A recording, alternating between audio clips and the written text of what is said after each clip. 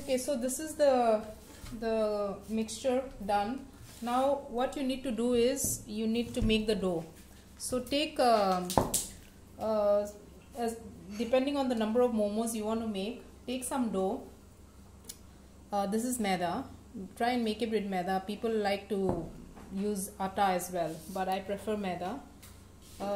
You just have to add some water in it and then make a dough.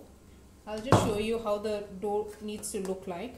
So you can make it like this. This is the consistency. We don't need it to be very watery, so make it like this, a little dry, and this is how the dough needs to be like. And then you can then take the dough and then make it into small balls, as small as this size. So this is the size we need to make. So you can make the dough pieces like that, and then I'll show you one. And then we need to make,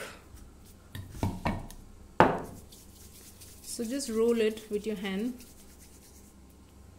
and you need to just add a little bit of dry atta, which I can just to show you, I'm just putting the dry atta here. So do that and then roll it into small circular chapati looking.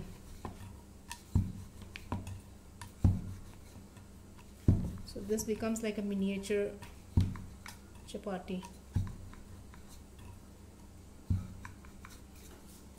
So now you take it and then add the filling.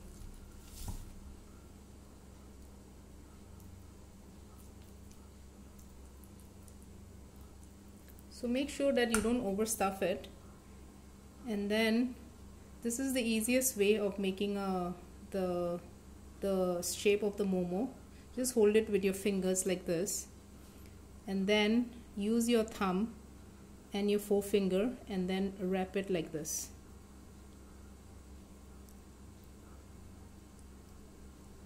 The thumb is used to push the mixture inside and then adjust it. So it will look something like this. And now this goes into, so you can keep this and then we'll make more of these. So you can, I'll show you one more.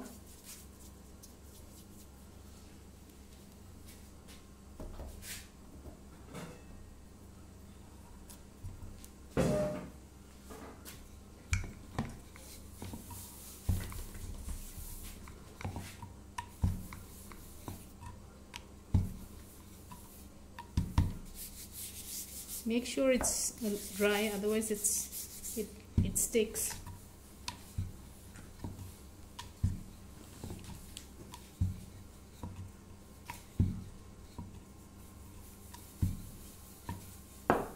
So this is another one done. I'm going to put the stuffing in.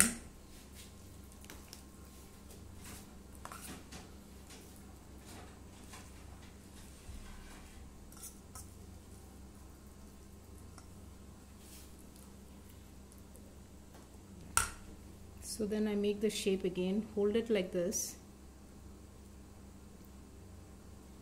use your thumb and the forefinger,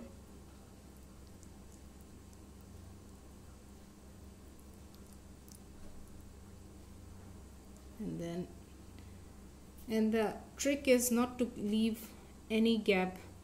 There should not be any open gap, otherwise the juice will all flow out.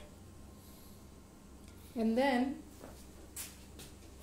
you need to take the pan, the momo, and then I've already put the oil. You can see you need to oil it so that the momo doesn't stick in it.